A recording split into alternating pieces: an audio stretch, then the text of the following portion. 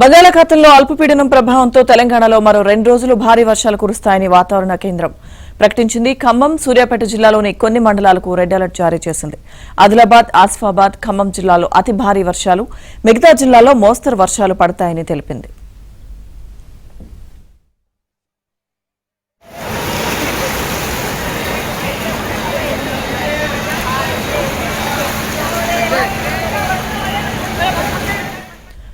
భారీ వర్షాల నేపథ్యంలో వరంగల్, హనుమకొండ, మహబూబాబాద్, జనగామ, భువనగిరి జిల్లాల్లో ప్రభుత్వ, ప్రైవేట్ పాఠశాలలకు విద్యాశాఖ ఇవాళ, రేపు సెలవు ప్రకటించింది. గ్రేటర్ హైదరాబాద్ పరిధిలో ఉదయం పూట మాత్రమే పాఠశాలలు నిర్వహించాలని సూచించింది. ఐటీ సంస్థలకు తెలంగాణ ప్రభుత్వం కీలక ఆదేశాలు జారీ చేసింది. తెలంగాణ వ్యాప్తంగా భారీ వర్షాలు కురుస్తున్న నేపథ్యంలో వర్క్ ఫ్రం హోంకు అవకాశం ఇవ్వాలని సూచించింది. గ్రేటర్ హైదరాబాద్ పరిధిలో ప్రజలు అప్రమత్తంగా ఉండాలని హైడ్రా సూచించింది. హైదరాబాద్లో భారీ వర్షాలతో హిమాయత్ సాగర్ కు వరద పోటెత్తింది. దీంతో గేట్లు ఎత్తి మూసీకి వరద నీటిని విడుదల చేస్తున్నారు.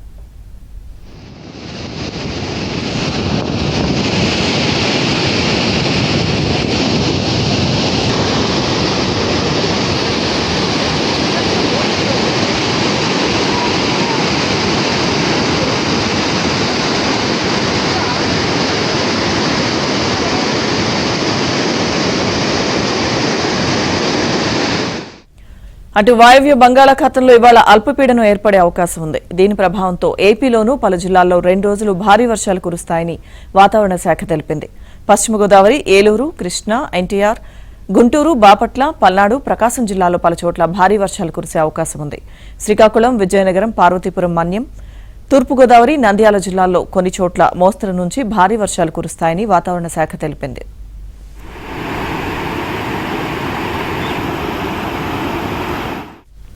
అటు కృష్ణానదిపై ప్రాజెక్టులకు భారీ వరద పోటెత్తుతోంది. శ్రీశైలం, నాగార్జున సాగర్, పులిచింతల, ప్రకాశం బ్యారేజ్కి వరద పోటెత్తడంతో గేట్లు ఎత్తి దిగువకు నీటిని విడుదల చేస్తున్నారు.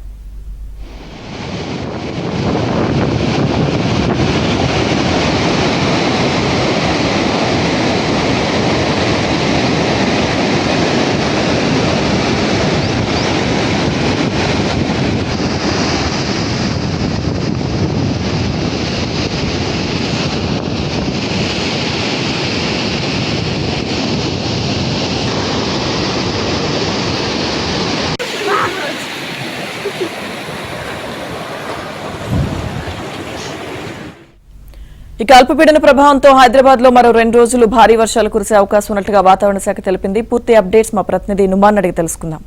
నుమాన్.